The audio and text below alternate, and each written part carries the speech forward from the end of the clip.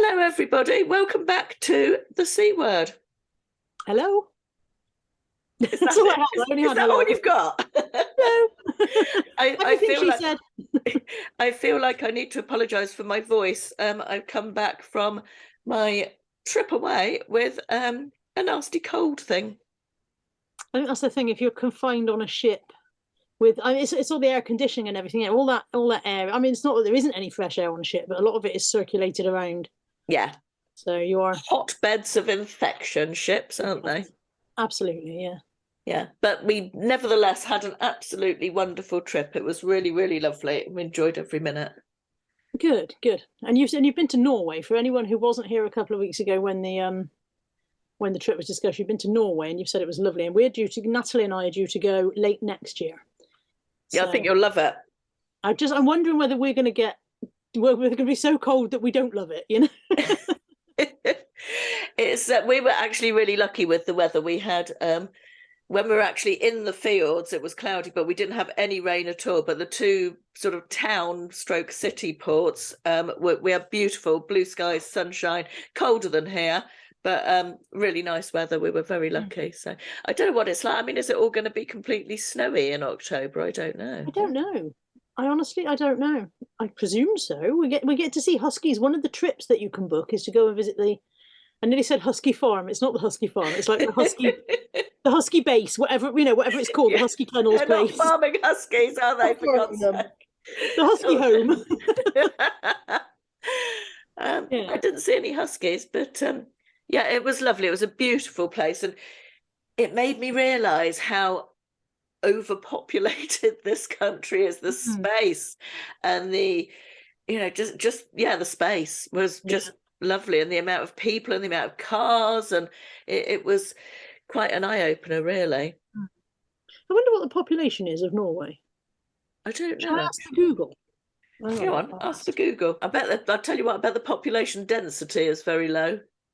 I don't know how many people per square foot or whatever. What is the population of Norway?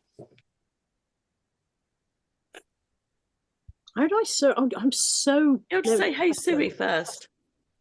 I just read it into Google. Norway has a total area of 148 square miles. Not 140, 148,000 square miles. Not 148. It's not that small. 148,000 square miles, and had a population of 5.5 million, just under 5.5 million at January 2023. I'm now going to get scientific. I'm going to write that down, and I'm going to find out our square footage and our population and do a comparison. So odds. For anybody who hasn't yet switched off this podcast. What is the population of the UK? 65 million, 70 million possibly. What is the population of the UK? A population of 68 million? Yeah. Surely not. And the square mileage is 94,000.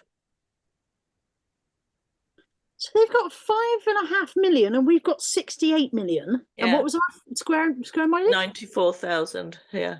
So we are 2/3 of the size. Yeah. Roughly. And 10 times the population. See, I said it was spacious, didn't I? Well, yeah. That's not compact and bijou by anybody's standards, is it? It certainly isn't.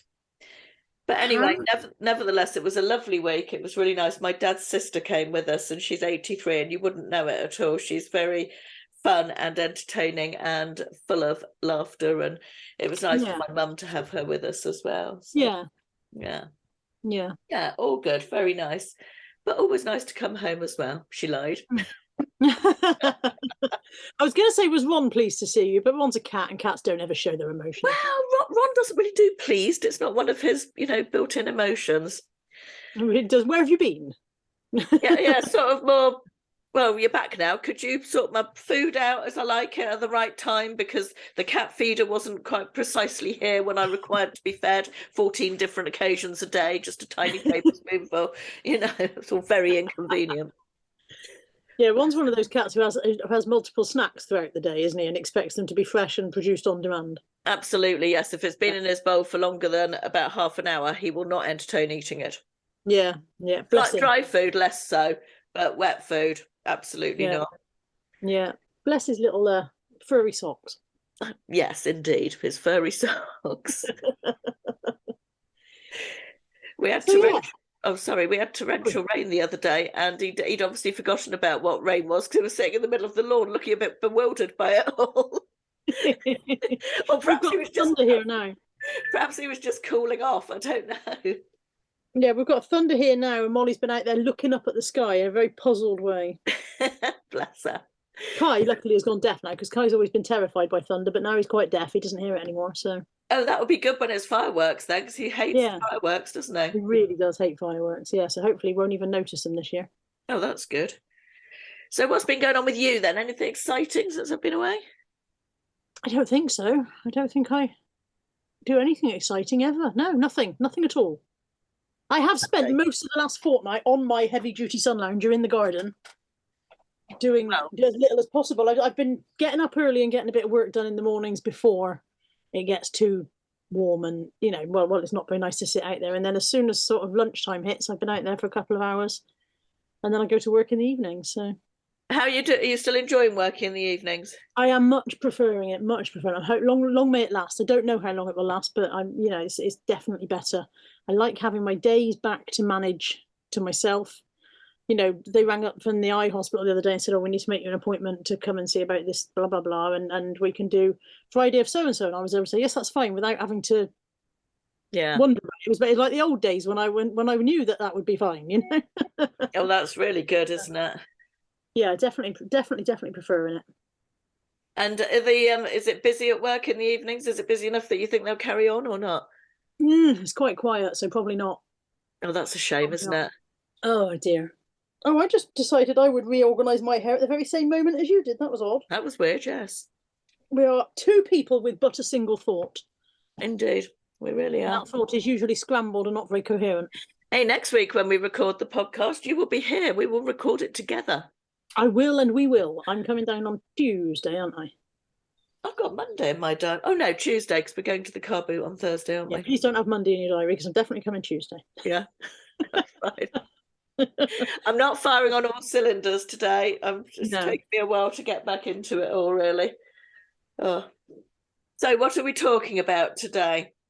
I think we were going to talk about the perils of YouTube advertising or something along those lines, weren't we? How it works, how much you actually get from it, why you bother. Sorry, I'm sipping water. That's why I'm not. Whether you ought to be allowed to, or whether we should all be burnt at the stake for even considering promoting any products on our channels at all ever. And would you say that this discussion is coming from something specific, or? I think both of us in the last couple of weeks have experienced some negatives. Yeah. I am picking my way so carefully through this sentence. Oh dear, I'm like that cat in the TikTok video where he's picking his way through the ping pong balls, trying not to touch them all. Yeah. I think we've both experienced some negatives with regards to promoting products or promoting companies on our YouTube channels, haven't we, over the last couple of weeks? And so it came up as something we were spouting off about it on the phone, and we thought we might as well spout off about it on a podcast as well. Why not? Absolutely. Let's monetize that as well. Well, why not? Because we are money grabbing old crones. That's the one, yeah. Yeah. So, do you want to begin, or? I feel like people don't see the parallels between TV advertising, for example. I'm going to use an example, not a recent one, but TV advertising and advertising on YouTube. Essentially, you are advertised to everywhere you look. When you pick up your phone, there is advertising on chat forums, on social media, that you are always games. If you're playing a game on your phone, there's adverts that pop up in between the levels. Websites, blogs, whatever you're looking at. And then the television. Billboards. Yeah. Everywhere you go. Even on non-advertising channels, yes, I'm looking at you, BBC, there are public service announcements, which are adverts paid for by the government. Yeah. That's an advert as well. And one of the pushbacks I've had in the last 6 months from viewers is on when I advertise HelloFresh. And I'm aware that there are a lot of YouTubers advertising HelloFresh. HelloFresh go for a blanket coverage, and it's obviously that is their what's the word I'm looking for? That's their how they want to advertise. Yes, their MO, if you like. And it's just brand awareness, isn't it? And you get a lot of pushback. Oh God, another YouTuber advertising HelloFresh. Boring, boring, boring. I'm ranting, aren't I? Now, yeah. I mean, there are a plethora of HelloFresh adverts. Yes, I get I'll that. be honest, if I'm watching YouTube, I'm like, oh God, here's HelloFresh again. Yes. But that's as far as my thought process goes. Yeah. And I just wanted to compare that to, for example, I'm probably going back a few years now because it's a few years ago that I watched I'm a Celebrity, Get Me Out of Here. And it was sponsored at the time by Iceland, the food shop, the frozen food shop. And so every advert break, and before the program, at the end of the program, the beginning of the advert break, the end of the advert break, so approximately maybe 8 times a program, you were getting a 30-second to a minute segment of Iceland 8 times within that. And I don't see anybody pushing back on that. I don't see anybody going, oh God, I'm not watching I'm a Celebrity anymore. It's full of bloody Iceland advertising. It is saturation, and it can be annoying, but you accept that is how they pay the costs of making the program. They pay the cost of the program either by getting a sponsor who sponsors the entire series, or by selling the segments of the advertising break. They pay for the cost of the program, they pay for the prize money if there is one, and they pay for everybody's wages involved in that program as well, cast and crew and the billions of people who are involved in the television industry all get paid because Iceland shove their nuggets at you. Absolutely.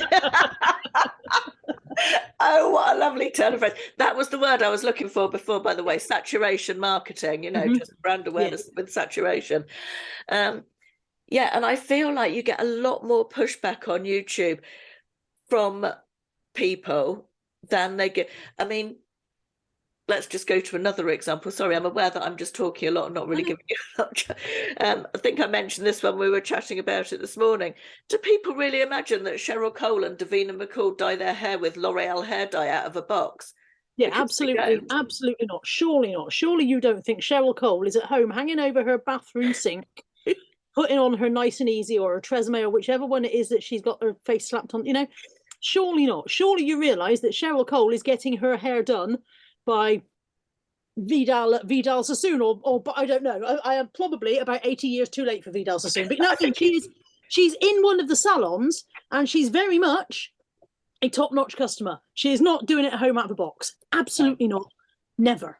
And surely people don't believe that. But what people do is they go, Cheryl Cole's got lovely hair. I'm going to use that hair dye, and that's because advertising has worked. Yes.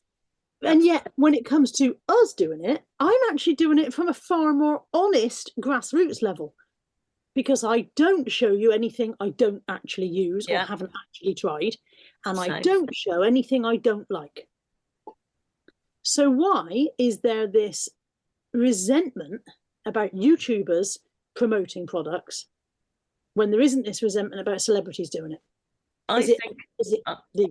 I have thoughts. Go on, let's hear your Sorry. Do you want to finish first before No, because I probably don't have thoughts. I probably have a petered out ramble. So you go on. I feel like people feel more of a personal connection to people on YouTube, as in it's very much more, I'm going to say rustic, but I don't mean that. I mean like homemade videos, real life, that sort of thing. So people perhaps feel more of a connection to me than they do to Davina McCall, for example, because clearly I'm not Davina McCall. Or indeed, I know it's a shocker, isn't it? Good God. Yeah. You don't want to be my friend anymore, do you? No, now that I know you're not Davina McCall, there's absolutely no point to any of this. Yeah. So you've got this sort of feeling that, and I think people, I don't know where I was going with that particularly, but I think there's a different relationship, and I feel like people can't deal with what they perceive as YouTubers getting free stuff. I think people have a real problem with that. Can I just say at this point, we're not talking about all the people, but there are quite a lot of people out there that There is harbour an element. silent resentment. Yeah, and sometimes not so silent. Yeah, sometimes not so silent. But yeah, so for example, they're okay with Davina McCall getting probably £100,000 At least. to tell you she likes the colour of the hair dye on this box. And they're not okay with me getting 50 quid every 6 months for telling you I like this porridge. Yeah. Isn't that odd? Isn't that strange? It really is, isn't it? I can't fathom the resentment about people earning a living. And it's almost as if they're saying, well, you shouldn't be allowed to earn a living just by talking to us. Okay. Oh, okay. I don't just talk to you. I make the videos, I edit the videos, I do all of the admin behind the scenes, I email back and forth. There's more that goes into it than just sitting there in front of the camera. I realise I'm not producing BBC drama here. I get that. But there is more than just sitting here rambling for 20 minutes and then it's done. 20 minutes at a time, yeah. But also, we're talking chicken feed. The money that YouTubers get in general for promoting products is tiny money. Affiliate links produce minuscule amounts of money, tiny amounts. Unless you're a huge YouTuber. Yeah. That's it. If you're someone like Brittany Vasseur, who does entire videos just of things I've got from Amazon and probably makes thousands of pounds per video because she's got millions of viewers who all rush off to Amazon and go, I want one of those.com. Yeah. Then fine, but for someone like us, the level of resentment is very odd. It's very strange. And I think as well, people need to get past perceiving things that we are sent as freebies. Oh, look, she was given a new air fryer. Yeah, it's a quid pro quo, isn't it? You are okay. You get sent something, and you don't. It's not a freebie. It's a tool with which to do our job. It provides content for us to talk to you about, a tiny minuscule amount of content in the greater scheme of things. I spend far more time making more personal content that presumably people enjoy than talking about air fryers or robot vacuums or HelloFresh. I mean, HelloFresh is 1 to 2 minutes in a 30-minute video usually. And the resentment levels, I just think, are crazy. I mean, I don't like to say jealousy because we're talking about women in their 40s and beyond, and surely we've got over that, but does sort of and I had a thought and it's gone. I wonder if it'll come back. I'll wait for me to do a lap of the room and see if I can catch it again on the way past. The perils of aging. No, it has actually gone. Whatever it was, it's actually gone. Oh, that's annoying. It was to do with free stuff and the fact that don't always discount the hidden benefits as well. For example, if I am offered a new air fryer, I don't line up all my air fryers along the countertop until I've got 15 of them. Somebody else benefits from the old air fryer. One of my friends who doesn't have an air fryer or whatever gets the old air fryer. Absolutely, because, I don't just keep all this stuff and gloat over it. Sometimes people get the new stuff. Yeah. First parcel for a smartwatch that I was sent because I knew I didn't need it, but the lady asked me if I would show it, if I'd have a look at it and show it to my viewers. I promised it to Tammy before it even arrived, and Tammy's delighted with it. It's the anger that is behind. I think it's because people perceive YouTubers. This thought has come back, and I've grabbed it. People presume that you are only saying it because you've been paid to say it. Well, as I said to you on the phone earlier on, I'm very rarely paid anyway for any of the videos I make. Mostly I get the item sent to me and I review it, and the keeping of the item is my reward for doing the review. Most of the time. There's very rarely any monetary balance attached to my reviews at present. My channel's too small for anybody to be considering paying me huge lumps of money. I'm not Davina McCall. Shock for you, I'm not her either. But well, it's where was I at the beginning of that? Where was I at the beginning of that? I can't remember. Bloody hell. This is quality podcasting, isn't it? Wages. The resentment that people assume that you're only showing it to us because you've been paid to show it to us, and therefore you're going to be lying. Therefore, we can't believe what you're saying because you've been paid to say it. Well, most of the time I'm not paid to say it. And furthermore, if I didn't like it, I wouldn't show you it at all. Exactly. I mean, I would return it to the company rather than show you something that I genuinely didn't like or that broke or whatever. I have sitting on my desk right now. In fact, I will show it to you. Obviously, the viewers can't see it, but here is a bunch of skincare. The brand shall remain nameless. I had a contract to do a sponsored video for them, a paid video, or actually, it was actually a portion within a video, and the skincare has not worked for me. And I emailed them this morning. I said, I'm sorry, I can't fulfill this contract. The products haven't worked for me. This is the reasons why. Yeah. So, you know, we're not just sitting flogging every single thing that comes our way for money. I would. No, exactly. And maybe they think that you should be showing them the bad stuff and telling them how bad it is. But you can't do. But you can't do that, can you? Well, you can't when you've got a contract with a company. I mean, I could say to them, yeah, I'm going to make the video for you that you're going to pay me for, and I'm going to say how shit your products are. I mean, that's not how it works, is it? No, exactly. I'd rather not make the video and return the fee. Exactly. Not at all. It's a strange thing, the anger and the.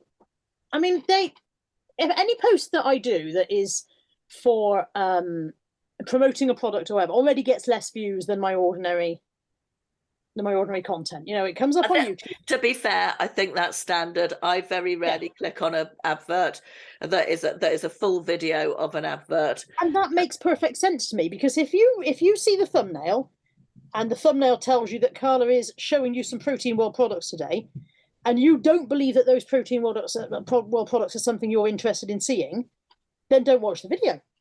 Don't watch it. Yeah. Plainly not something you're going to be interested in. Only watch if you're interested in the first place. Seriously, I mean, I don't even have time to watch the videos I am interested in watching, let alone ones that I have no interest in at all. But I find as a viewer, I find advertising on YouTube far more palatable when it's part of a longer video, you know, a couple of minutes inside another video. And in mine, I choose to always mark it with ad on the top of the screen, the portion that is an ad, so that people can fast forward through it if they don't want to be advertised through it too. And there's still this resentment. It's weird. Yeah. Mine is the struggle for not knowing whether things should sit within that video. So, for example, if somebody's just said to me, could you please very quickly just show this item and talk about it? And it's, I can't name a random item. KitchenAid. It's a KitchenAid, but the video that I want to do that week is me walking 500 miles. Very, very unlikely. I never know if it is completely ridiculous. That coming out? Is it completely ridiculous for me to put a 2-minute bit in at the beginning saying your vlog today has been brought to you by our sponsors, KitchenAid, blah, blah, blah, blah, blah. And no, I won't be using the KitchenAid in this video in the slightest, because if I go to walk 500 miles, that always seems to me to be... From the point of view of the advertiser, and this is purely speculation on my part, this is not... Well, it's not entirely speculation, actually, because I've had an advertiser ask me recently for the type of video they want to be. They've obviously gone and looked at my channel, looked at what gets the biggest views. And let's say the item was... Oh, I don't know, it was a KitchenAid. Let's say it was a KitchenAid. They said, can we be in one of your Marks & Spencer try-on haul videos? And I went, no, I can't. Clearly. I can't seamlessly slot a KitchenAid into a try-on video, yeah. Here I am in my new Marks & Spencer dress, whipping up a cake. So I wonder if I am trying to make things fit in seamlessly so they feel like they belong there. Do people see that as a subversive tactic? You know, do people then view the entire... Yeah, maybe. Oh, you only walked 500 miles, so you could show us those trainers. You know? Yeah, that is a thought, isn't it? Yeah, I tend to put them in...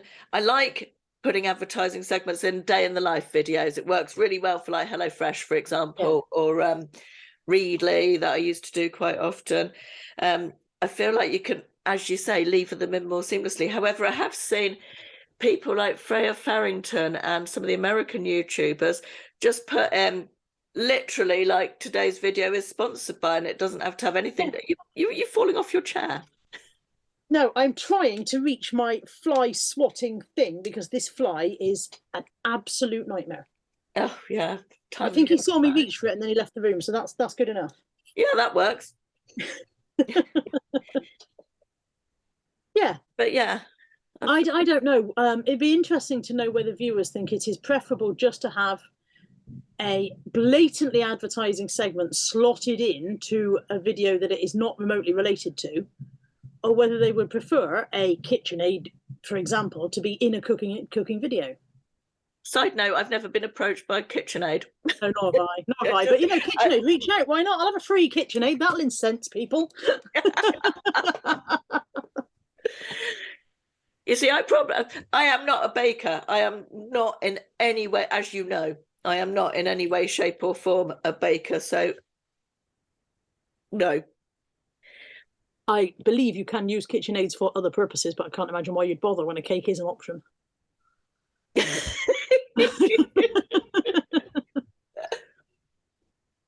True.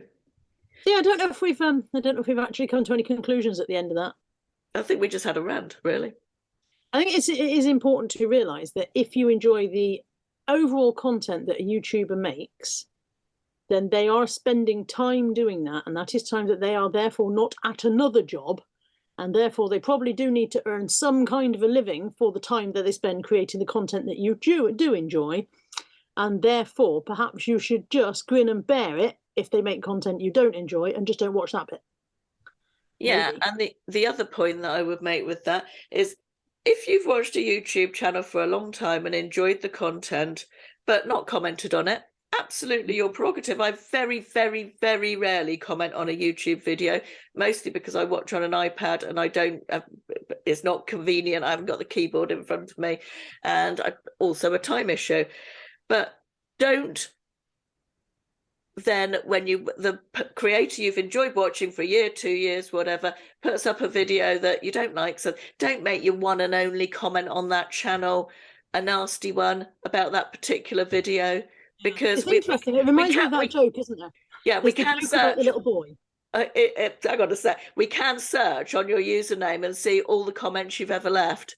We can do that, and when you get a comment and you think, well, you've enjoyed my videos for 3 years, but you really don't like this one, you shouldn't have made it because this, that, and why does that? Why does, when you hate something, make you got to want to look inside yourself at why you want to be negative? You feel the need to be negative more than you have ever for the last 3 years felt the need to be positive. Yeah. So there's a joke, isn't there? There's a little boy and he's about 5 years old and he's never spoken. He's never said a word, and his parents have taken him to all kinds of speech therapists and psychiatrists and psychologists and everything, and nobody can find anything. As far as they're concerned, there's nothing wrong with him. They've said this is, just some kind of, we don't know what the problem is. There's nothing wrong, And one day he sits down at the dinner table and they put his dinner in front of him, and he takes one mouthful and he says, "This is cold." Out of the blue. And it's the first time he's spoken. He's never said a word in his entire life. They've been worried about him for years and years and years. And there's huge celebrations, and they phoned the family. Oh, he spoke, he said his first words. And then they say to him, "Why haven't you spoken before?" And he says, "Everything was all right before." He's had nothing to complain about for 5 years. That's it. It reminds me of that. It reminds me of this, And there's the thing about TripAdvisor. TripAdvisor reviews, there are huge number more negative reviews on TripAdvisor than there are good, because people have a good time and they go home and they've had a good time. They have a bad time and they go home and review. Absolutely. Yeah, I suppose in a way it's human nature, isn't it? A YouTube comment section, much like a chat forum or a social media page, is a microcosm of human nature. Yes. And of course, there's also, we've got 5 minutes left. Okay. There's also this, you just can't take criticism. When I want to criticize you, you can't. You just want people to tell you everything you do is great. And I'll take criticism, but I'd like you to phrase it as though I was standing in front of you. Yes. I would like you to phrase your criticism as though you and I were sitting together over a coffee, and you thought that it was necessary to point out to me that there was this issue that you had not necessarily thought had gone very well, and you would like to gently make me aware of it. That's how I'd like you to phrase it. I would not like you to phrase your criticism in any way that you would not do if you and I were face to face. Yeah. That's not because I'm an aggressive, angry person. If you and I were face to face, I would punch you on the nose. It is because if I were face to face with you, I would phrase my conversation carefully because I would not want to hurt your feelings or upset you.